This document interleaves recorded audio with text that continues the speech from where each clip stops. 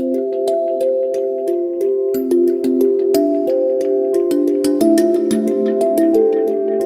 would like to introduce you to today's moderator, Mike Mitchell. Mike is the Program Manager for Strategic Initiatives and Proposal Development in the Office of Research Development, where he focuses on building and managing research teams to complete external funding areas in areas of strategic interest of Florida State University.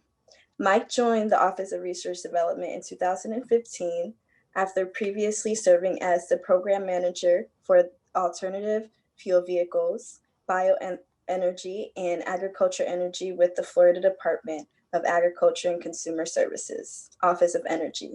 And now I would like to go ahead and give the floor to Mike Mitchell. Thank you. Well, thank you, Cece. Really appreciate the kind introduction there. Welcome, everyone. This is Partnering with State Agencies, a workshop presented by the Office of Research Development. Today's webinar is really all about one of the most unique things about FSU is that it's located in the state capital, co-located here with most of, if not all of these state agencies, many of which have funding that can be accessed for various research projects or consulting projects that faculty and students and researchers at FSU could compete for. But it's not always the most transparent process, and it takes some getting used to. And we are joined today by 3 faculty members who have had a lot of success working with state agencies, who are going to help teach us a little bit about how to go about doing that, how to get a foot in the door with these agencies, what kind of projects work best for state funding, and some of the nuances of working with a state funding agency. So I am joined by Dennis Smith, planner in residence in the Department of Urban and Regional Planning, Samantha Goldfarb, assistant professor in the Department of Behavioral Sciences and Social Medicine, and Rabieh Razzouk, Associate Director for Development Administration for the Learning Systems Institute and Director of the Florida Center for Research in STEM. Welcome, panelists. Thank you so much for taking the time to come talk with us this afternoon.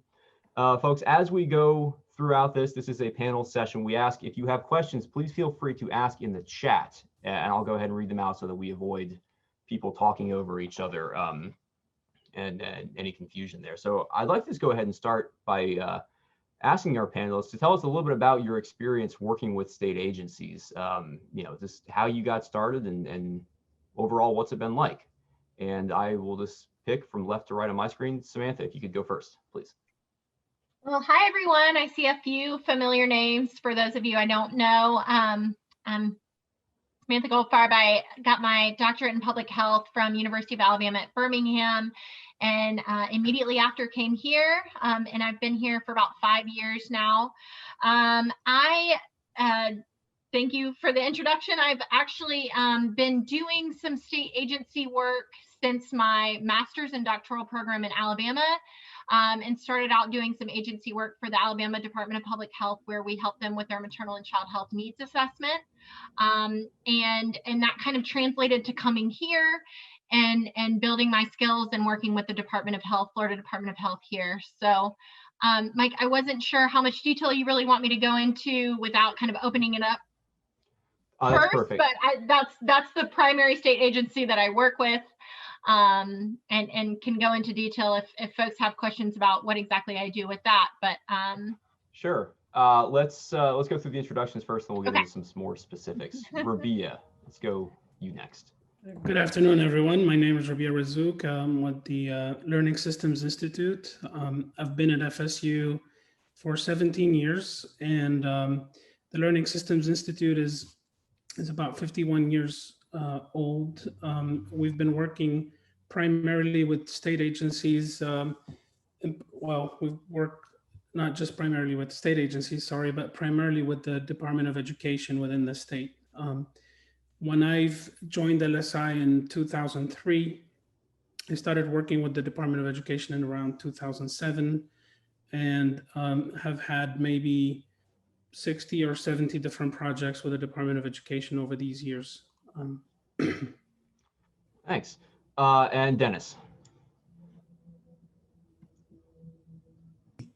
Off of mute there. Hi, I'm Dennis Smith, and I'm the planner in residence in the Department of Urban and Regional Planning. As planner in residence, I'm a professional planner. I graduated with my master's in urban planning from FSU in 1994 and spent a career working both in the public sector at the state level in Florida for a couple of different agencies and in Vermont. And then I spent 13 years in the private sector running a group that focused on emergency management and risk planning.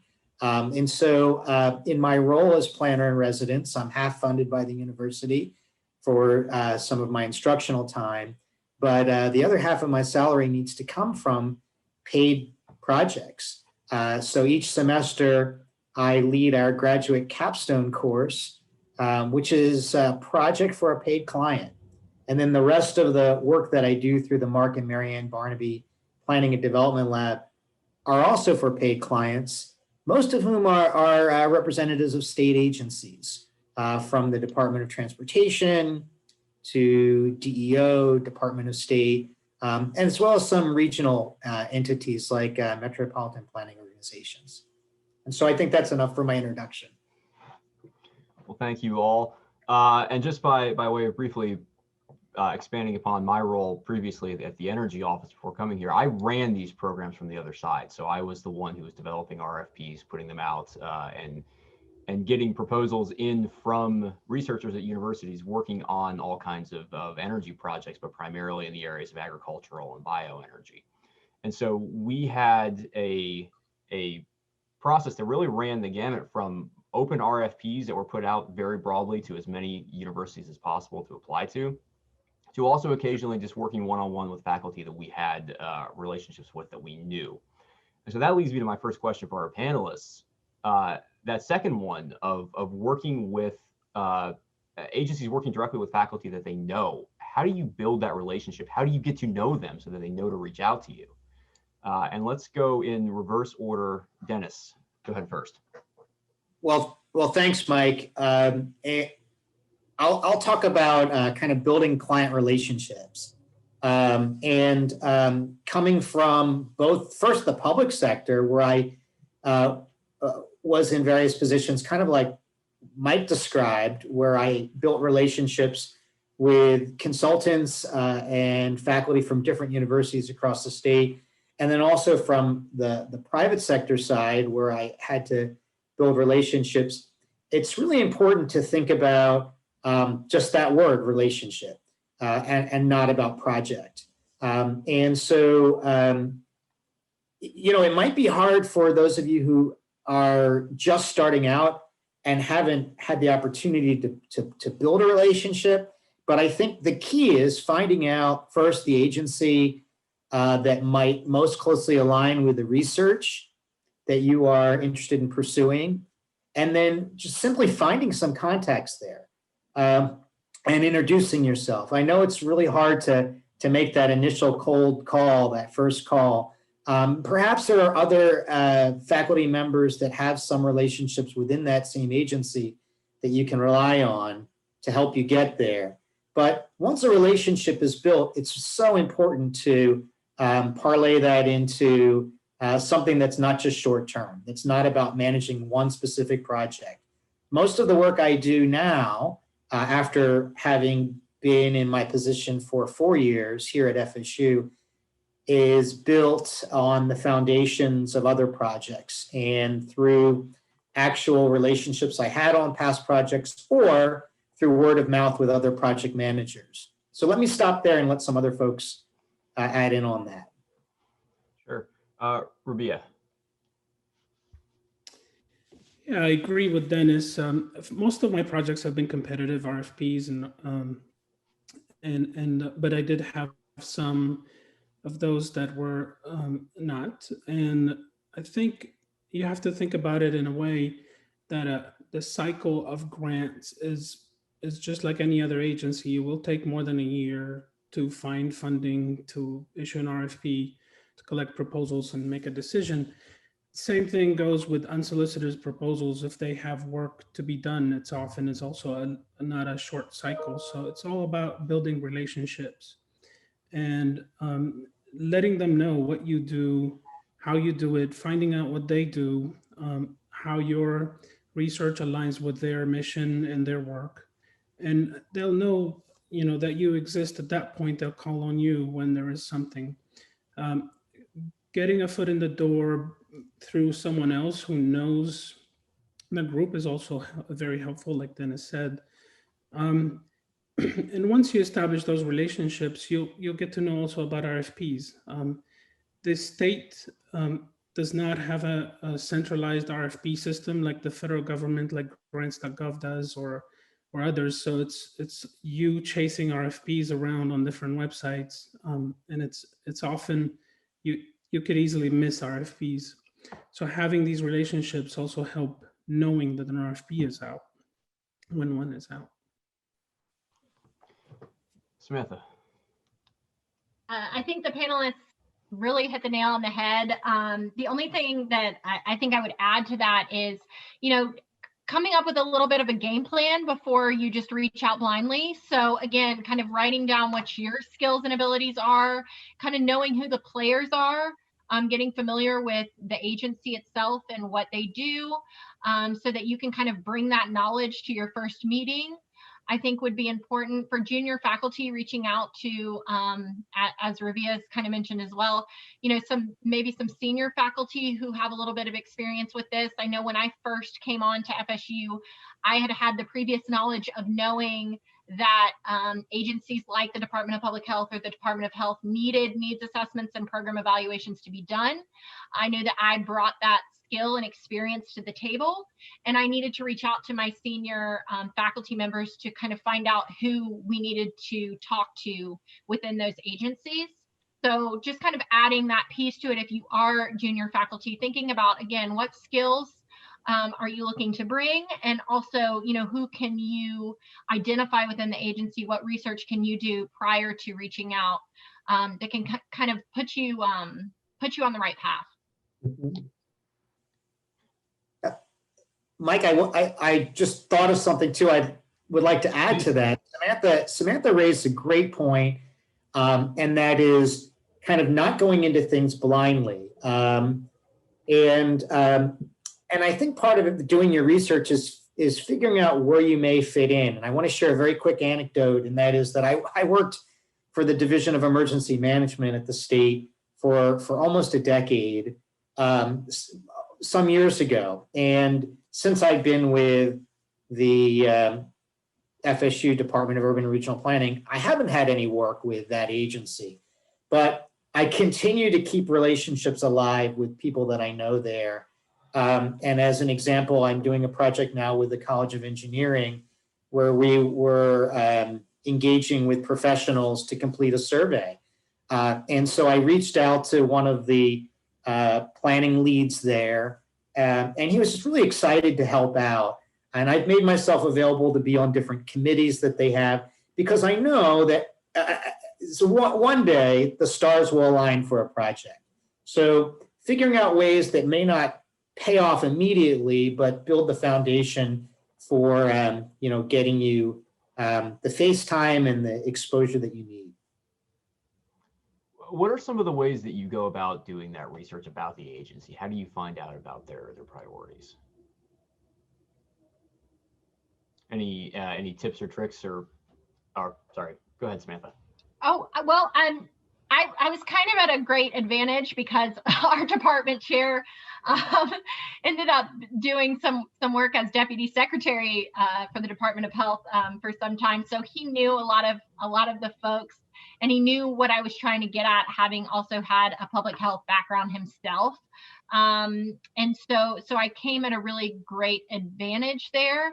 But I also did some of my own individual research to figure out where needs assessment and program evaluations, what particular house that went to. So again, I kind of started with the skills that I had and built on that. I knew that it would be at the home of an agency like the Department of Health or the Department of Public Health, and kind of went from there. And again, like I said, reached out, both did my own kind of Google searching in a way, and then also reached out to senior faculty to make sure I was on the right path, who had that prior experience. I can let Dennis and Rabieh speak as well. Yeah, Dennis. Okay, sure. Yeah, I want to say that, as researchers, I know that you're not trained to do sales. I mean, it's kind of a strange world to find yourselves in. But it really, there's just some basic fundamentals, and some of it is the research and this kind of understanding that there will be similar structures within each agency, and between states as well.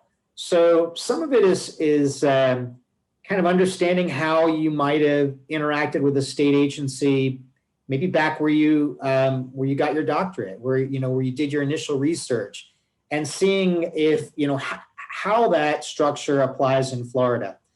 A great example, I've done a lot of work over the years with autonomous vehicles and policies related to that. Well, Mike just mentioned that he was at the Department of Agriculture doing work with alternate fuel vehicles. And I thought, gosh, I never thought about reaching out to the Department of Agriculture. I was thinking primarily DOT, that's where I would head. And so thinking, just kind of keeping your ears open and seeing how these different structures might apply in different agencies is kind of a tip I would provide.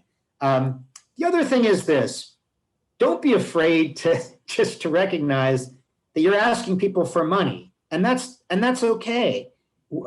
Agencies have, particularly now in Florida, have a really strong need for skilled professionals to do program implementation.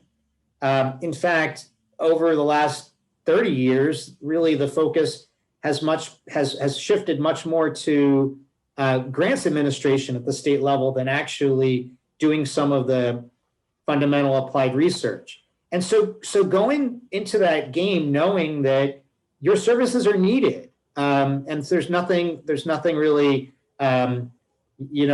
to be ashamed of to seek out resources to fulfill your mission. Yeah, that's a great point. So I want to add something to that too. Is from my perspective as the program manager, I wanted you to ask me about it because I had to spend it. I couldn't spend it myself. I couldn't spend it within my agency. I needed to give it to people to do work. And if no one called, if I didn't have people reaching out to me from the other side, I had no choice but to keep going back to the same people over and over and over again. Rabieh, I want to ask a question for you about applying to competitive opportunities from the state. How does that differ from when you might apply to a competitive opportunity, say, at the federal government? Yeah, that's a very good question.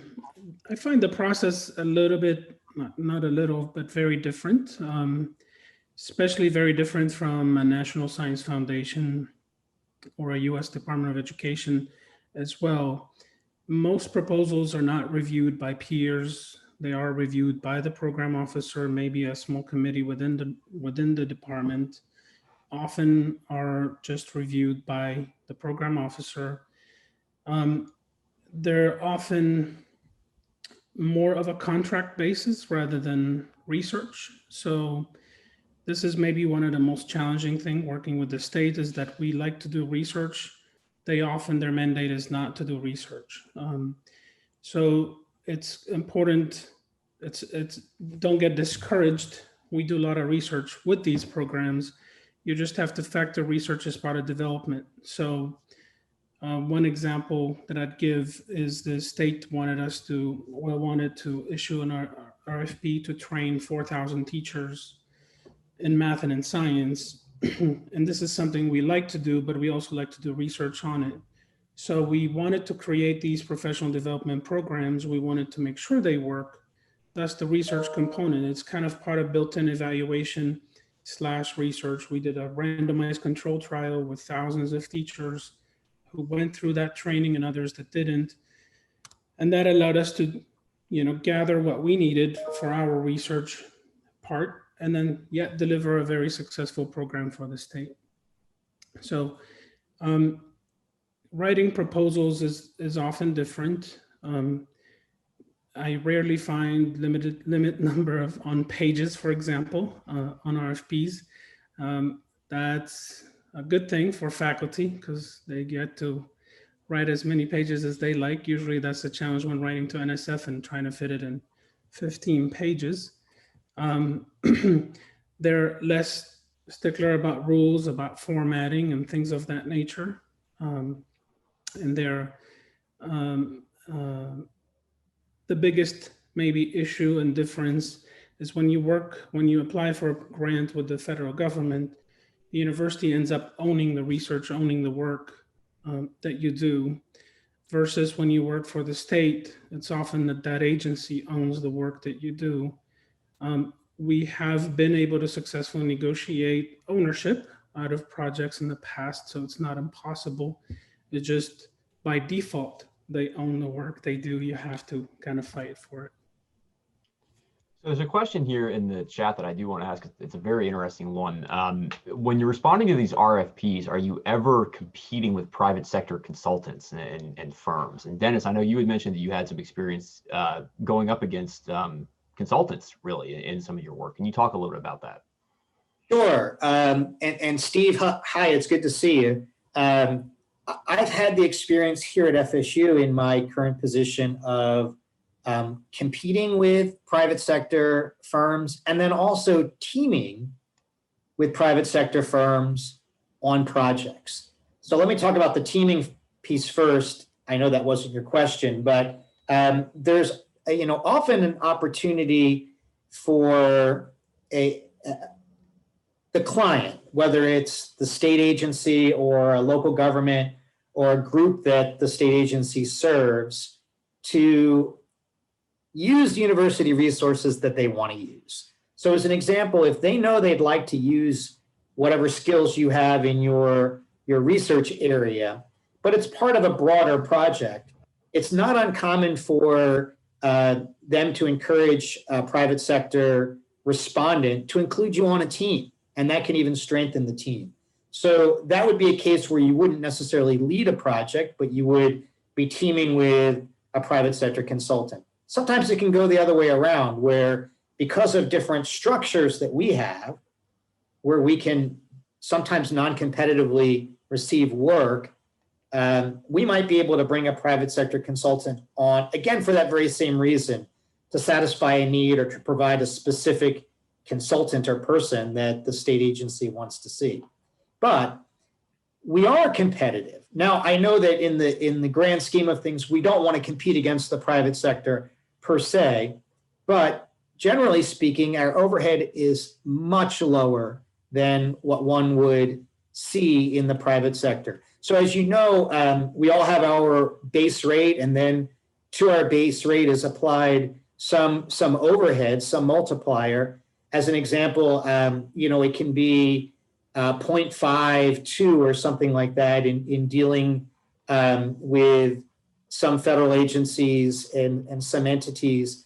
We have special arrangements with some state agencies like DOT where it's 0.1. So there's a kind of a 10% levy assessed on top of our salaries to cover the administrative costs of the university. Let's compare that to the private sector. In most firms, there's a 3.0 multiplier. So, you multiply it by 3, it's 300% of the base rate is what needs to be billed out in order to cover overhead and profit. And so we can come in oftentimes at a much more competitive bottom line price than the private sector.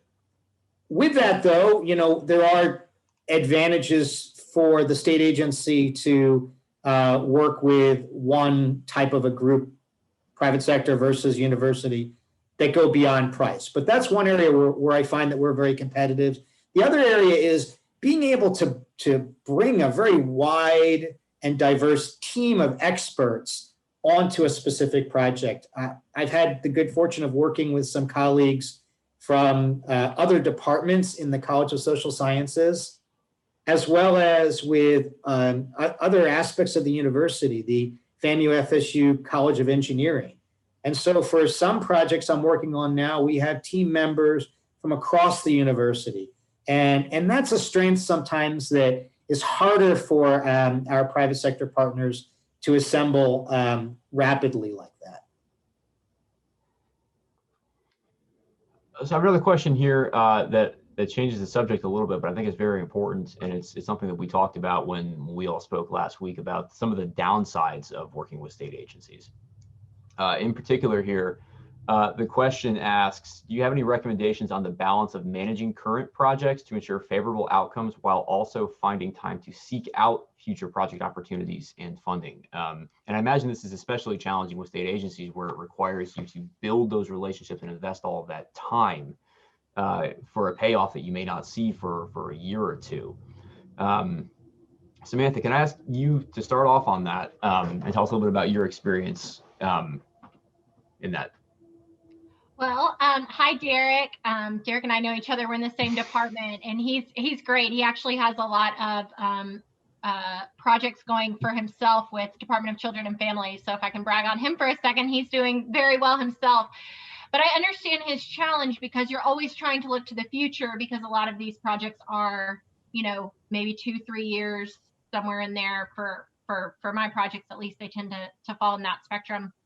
What I would say is, with my first project that I started on with Florida Department of Health, it was actually the National Violent Death Surveillance System.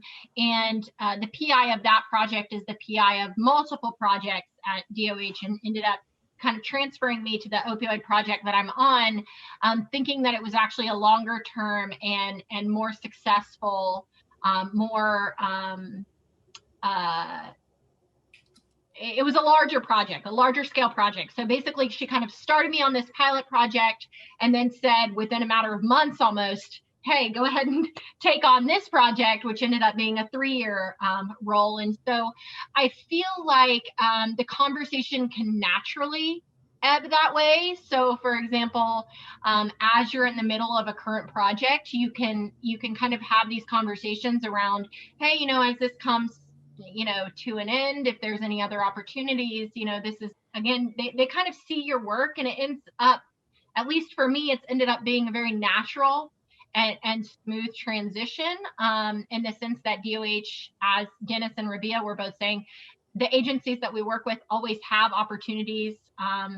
Mike, even you yourself were saying that. And so, you know, it kind of ends up being, hey, I'm working with you, here's what's next, you know? So I imagine there's going to be a COVID project coming down the pipe as I'm working on opioids now. And Derek, I think you can attest to that as well with DCF. So I think it's, I think it's really more of a natural transition. So as you start to see, you know, the project wrapping up, I wouldn't necessarily have that conversation on the forefront. I at least have expressed a lot of just kind of, I want to show them what we do, and that can kind of speak for itself to lead into those natural conversations. But I don't know if Dennis and Rabieh have another experience, so I'll let them speak to that. Yeah, I could jump in. It doesn't take a lot of work to get relationships started. Simply want to meet them, see what they're doing, how your work aligns with them, stay in contact every once in a while. It's not a lot of maintenance work. You do have to juggle ahead of time because there is a funding cycle that takes a year or 2 years. And that's why. So I usually like to think 3 years ahead, simply because I have a team of 70 people working for me full time that are soft money funded. I need to plan that much ahead to make sure they don't fall off payroll. And if you're doing this work and you're there as a consultant and you don't have others to worry about, maybe you don't need to worry about a whole 3 years, maybe 1 year is long enough. So it really depends on what your level of comfort, I guess, in terms of finding, but it does not take too much time. For me, one of the things that goes for me as an advantage is that I developed something that the state uses, a digital platform for teachers, and everybody got to use it and leverage it. And it's now basically, because it's highly used, there are projects that come for it because of that.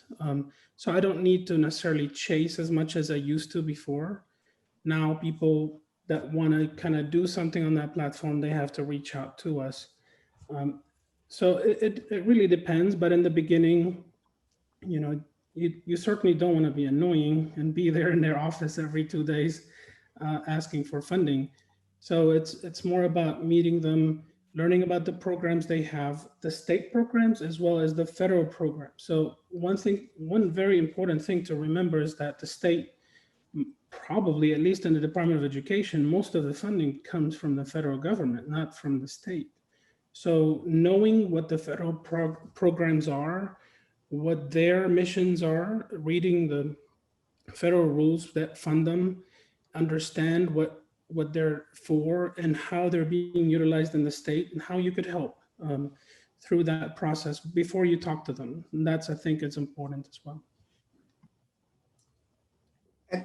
I'll add something here, and that is that I know we don't have a lot of time today, but I'm here as a resource, as I'm sure Rabieh and Samantha are for you. But I'd like to say that, to lead up to an example, Ebby, I see a friend of mine is on the call today, and he's a new faculty member in the College of Engineering, and so was interested in starting to build relationships. And so I was able to host a conference call where he and another colleague of his could meet with one of my primary contacts at the Department of Transportation. And I think that that's important for me to share with you for two reasons. One is that people are out there and they're willing to help you with this. And the other is for just all of us in general, and not to be siloed. I know coming from the private sector, sometimes you have a client and you really want to keep them close to your chest. You don't want to share the wealth, but generally speaking, and I think Mike might attest to this with his experience at the Department of Agriculture, there are a lot of other resources that may not pertain to you specifically within these various state agencies. So letting the client know and meet other people is really an opportunity, I think, to grow the pie. And I'll just end with that. Yeah, that's absolutely true. I mean, my experience at FDAX was, for those who don't know, it's the Florida Department of Agriculture and then a million other things that are broadly categorized as consumer services. So that's how things like energy ended up in the same division as the office that inspects carnival rides, as the office that does charitable organization registrations. And so we would oftentimes get questions from people who were looking simply for the Department of Agriculture. And I was able to direct them elsewhere within the department. So your first contact I would say actually probably most likely is not going to be your final contact unless you get lucky, or if you happen to know exactly who you're calling for something. But it's really getting that foot in the door helps. People were referred back to my office from elsewhere within the department as well. I want to ask a question. Does anyone have experience with opportunities for student support from state agencies? Dennis, you're nodding. You want to go ahead? Okay, I'll start out and say that I typically will include student support in grant proposals. And our department may differ from the policies that you have with your departments, but we like to ensure that we can provide the full, at least one full semester, if not one full year, in increments like that. So we do try to avoid, having an extra $1,000 and having a student work OPS for that money. Although I've done that before. So the answer is yes, there are opportunities for students. Different state agencies and, ironically, different branches or departments or divisions within each state agency have different rules. And some of it may go back to what Rabieh was mentioning, whether the money is federal money or state money. On some of the projects on which I work, we've been able to get the graduate assistant stipend and a tuition waiver that accompanies that. In other cases, not. So we just get the stipend and we come up with the tuition waiver.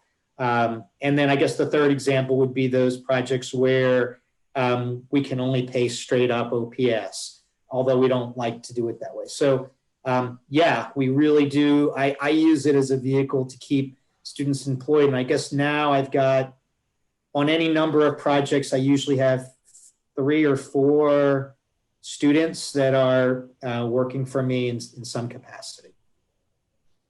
Yeah, I agree with Dennis. I think my experience, I'll just add one thing. It's graduate students, especially the tuition waiver part, is always something that comes up in part of negotiating grants and contracts. In my experience, they often don't like to pay tuition waiver. They don't mind having students or graduate students, it's just the tuition waiver component they don't like. And often it's forbidden on RFPs. So unlike an SF, for example, where they encourage you to have graduate students with, and at least in my experience, I find it's a clause in the RFP that you cannot pay tuition waiver out of this grant. So that often could be a challenge.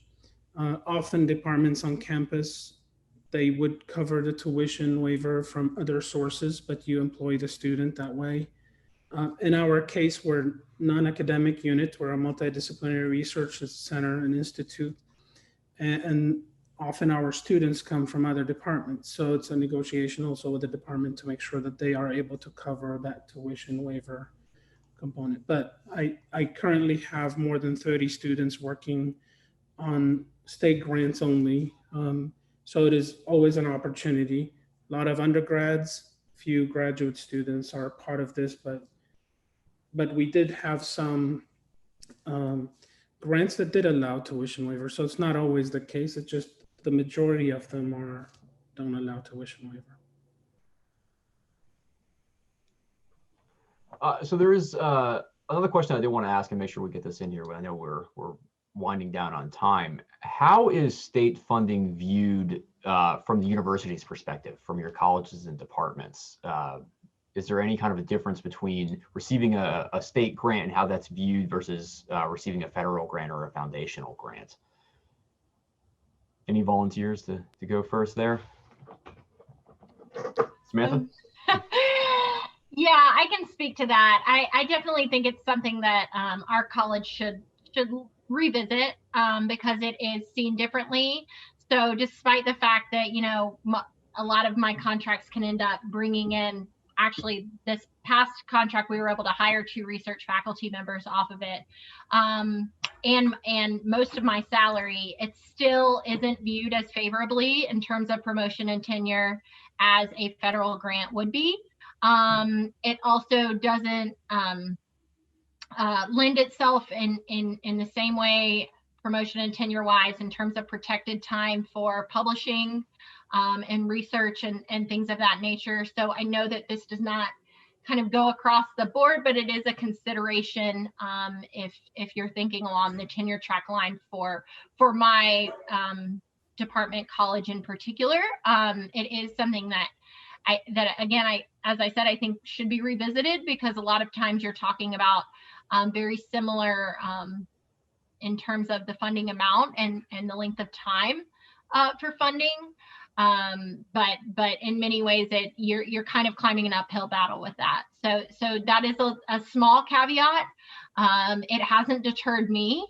And I feel relatively secure, you know, knock on wood, in saying that, you know, as long as you continue this work, it is promising, and you're covering your salary, and that makes the department happy, makes the college happy, and even bringing in new positions. But there is a small downside with that for us at the moment. Yep. And the Learning Systems Institute is not an issue at all.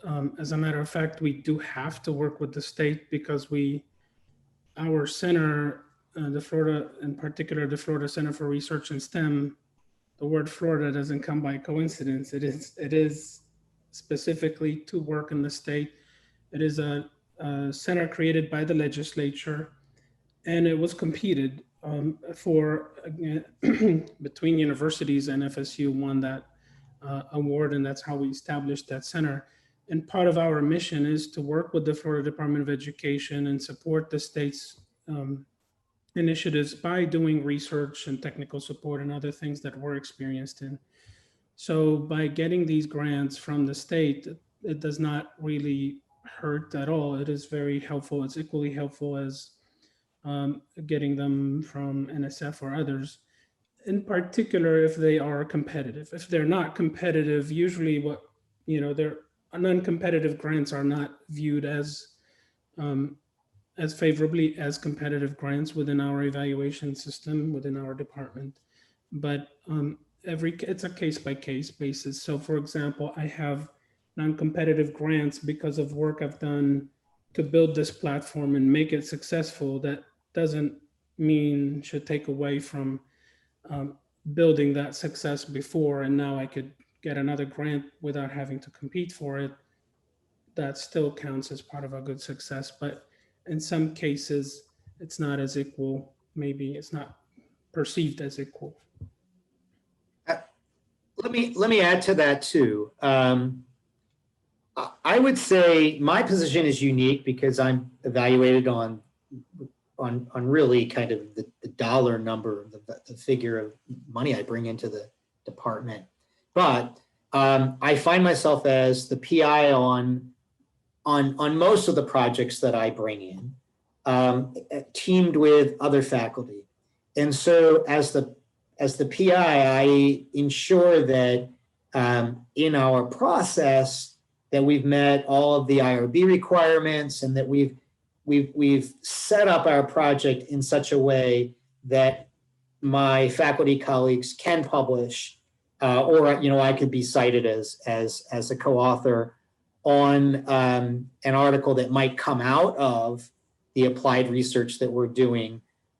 We've had examples where through our work at the metropolitan planning organizational level, that some of our clients actually like to be included as co-authors in the articles that may come from the work that we do. And so it's just taking a step back. While the work I do is applied research, because I do work with people from across the university, we try to ensure that there is some publishable opportunities that come from that work. Well, folks, we have about 15 minutes left. Just want to go ahead and offer one more opportunity. If you have questions, put them in the chat. I have one while we wait there. We talked a lot about state funding today. Does anyone have experience working with local governments, though? And is that process significantly different than working with the state?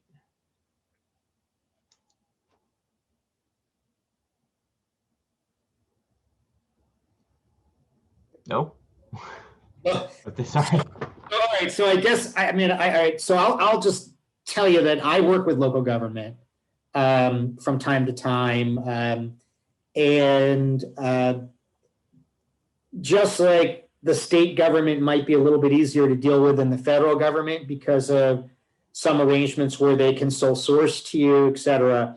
There are opportunities to work with local government where they can get to you a little easier. They can call 3 vendors, and if we're the low bid, they can put the contract on a purchase order, just like they were, buying, peanuts for elephants or something, right? And so we can work with local government pretty easily that way. And these are some kind of details that I'd be happy to follow up with you, in the future. But we've really had some good, strong relationships with local government. And one reason why I do like to work with counties and cities is they'll often come back, every time they have a question. So you kind of become their consultant of choice or their resident expert, and they'll throw some ideas off of you when they're trying to formulate a project plan. So it's good for future work as well. So as part of my opioid work, we work with the state, and then the CDC also funded 3 separate Florida counties, so Duval County, Broward County, and Palm Beach County. So it's a little tricky because I could technically say that we do work for local governments, but it was in the context of starting with the state, and then the state said, "Hey, we want you 3 counties as part of working with us to work with FSU." So it was kind of a roundabout way of getting to them. And they are directly CDC funded. So the idea would be that through this relationship, if they got additional CDC grants directly to them, maybe they would think of us for their specific evaluation needs. But it did come through the state. So I feel a little hesitant to say that I directly got that through them. So again, that kind of came with the state, and the state said, "Hey, counties work with FSU." So again, it was kind of roundabout, but we do work with local government. It just didn't come directly. Thank you. Any last thoughts before we wrap up? Rabieh? Yeah, I could go. So I think you asked that question, but I don't know if we answered it. I mean, some of the pitfalls of working with the state. I did mention the issue of ownership. That is one to keep in mind. But I want to highlight something that I enjoy working with the state. You get to see the results in action right away. Unlike with the federal programs, usually you're on your own. You don't also interact with the program officer on a regular basis. You don't see the work you do in the field as much. Maybe you are working with, let's say in our case, with a school or a school district. But if it works, we don't have a way to expand it and make it statewide. Working with the Department of Education, even if it's one school district we're working with, if it works, then they'll help us make it bigger and will help us see it through the whole state.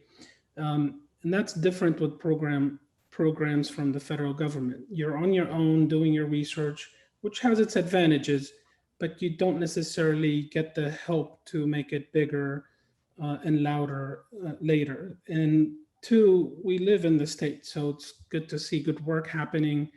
You kind of feel that ownership, that part of the state, that you're contributing to it.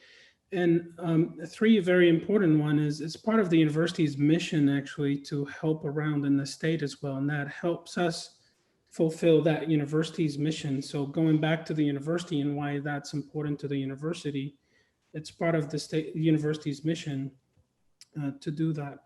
There are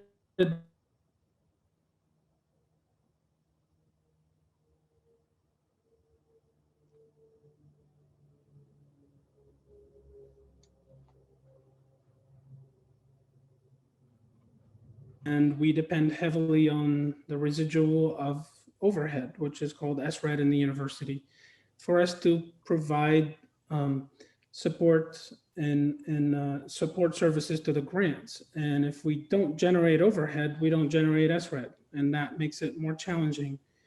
And that's maybe a challenge. With the state grants, you're very limited on overhead.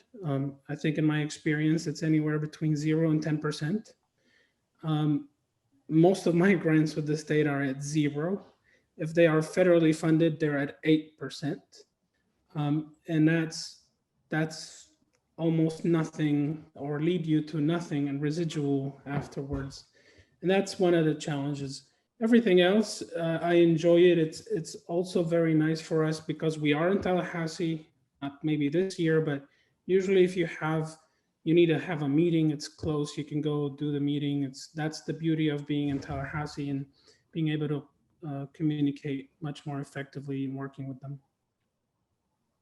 And I just want to give a kudos to, I don't know about the other folks' Office of Sponsored Research, but ours is fantastic in working with us to where, when a project comes in, I can work with them on how to make it work. So if the Department of Health says they want a PO, they really try their best to figure out how to make that work. If they want a contract, there's a lot of flexibility.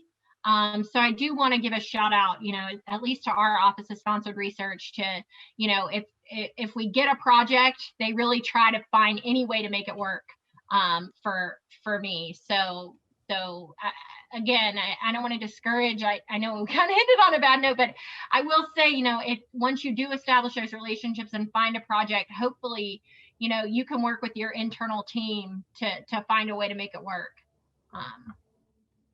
which is not always the same. Federal grants and things like that are much more strict, in how they're allocated. So. And I'd like to just add something too, just kind of as a recap, like Samantha and Rabieh have just done, and that is, cast the net broadly or widely when you find out about a project or a project concept, because there's often an opportunity to bring in a lot of colleagues on the project, not just within your department, but outside of your department. It's always easier to decide later on in the process, putting an application together or putting a proposal together, that you don't need someone than to try to add someone in after the project started. And again, that's hard because I know instinctively we sometimes are territorial, right? We want to keep the revenue for our own group, or are concerned about issues like that. But you're often building a much more effective team when you do that. And one of the participants asked about, how do you let people know about your services? And some of it is trying to engage in other departments' outreach opportunities. I know I participate in transportation days at the College of Engineering, so folks there know about me and what I do. And so just try to think about different entities within the university that you might be more closely aligned with. And just like you might try to build relationships with that client, make an effort to build partnerships across your college lines as well. Yeah, I'd add to that, read faculty bios of departments where you think you would align, and find out, hey, if you see any kind of funding stream that looks of interest to you. For example, I do Department of Health work. You might see a grant on another faculty's page that might, align with what you do. Reach out to them, do a cold email, especially, within the university. There's nothing wrong with kind of sending out blind emails. I get that from time to time of, hey, I think we have very similar interests. Here's my CV. If anything, if any of my skills go with something that you're doing, please let me know. So I really enjoy that. I just add to that as well, and I appreciate the two of you there in the comments bringing this up. The collaborative collision program, actually, that my office runs, and of which there is going to be one in about 3 weeks, with registration closing this Friday, if anyone's interested. We bring together faculty from all different areas around campus around this single topic. So we try to facilitate the building of those relationships between faculty members, and also the identification and building of teams. That's really my role at ORD, is to help recruit people and build that team out. So our next event is actually focused on technology and society. For those of you who might be interested in that, we will have 2 more in the spring as well on topics to be determined. ORD also can provide support for those of you who simply don't know where to start. If you need some help just kind of figuring out who in the state might fund my work, I'm more than happy to help you, just point you in the direction of some agencies that might be a good fit. And ORD also, of course, provides support for editing, writing, the actual proposal development process, as well as access to a variety of successful proposal examples, some of which I believe are from state agencies. And in general, if you have a question, we will do our absolute best to answer it. So with that, there is one final thing I do want to mention before signing off, is that we have talked a lot today about how to engage with state agencies, but I do want to make sure that there is a clear distinction between agencies and the legislature. Everything that we've said here applies specifically to folks who work for the governor or one of the other cabinet officers. Engagement with the state legislature, though, has to go through FSU's Office of Governmental Relations. And they are also very friendly people, actually work down the hall from us. So feel free to contact them and they will reach out to you if it's appropriate as well. I want to thank our panelists today, Samantha, Rabieh, Dennis. Really appreciate you guys taking the time to come in and talk to us all this afternoon. If you all have any questions, please feel free to reach out to me, mike.mitchell@fsu.edu. Our website is ord.fsu.edu. And thank you. Thank you, Mike. Thank you for organizing this.